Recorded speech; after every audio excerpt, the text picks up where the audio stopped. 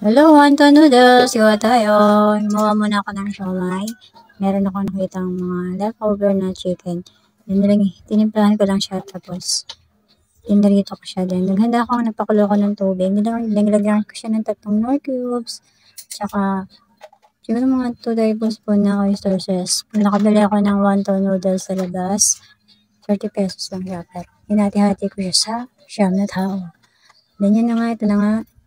Binuhusan ko na lang yung aming wonton. Total ito ay luto na yung noodles. Binantuan ko lang siya ng mainit na tubig. Hinugasan ko ng maigi. Ito na nga ang aming cravings. Mahalang gulay na yun, kaya tinipid ko lang yung gulay namin. Ito na nga po, nakagawa ko ng wonton noodles. Hinati-hati ko sa aming siyam. Siyam po kami sa bahay, kaya maghahati ang magtatay. Hinati-hati ko siya sa siyam kasi pag hindi mo hinati-hati, magkukulang yan kung hindi pantay ang kanilang kuha. So, ako na lang naghati. Buti lang meron kaming cups na available sa cabinet.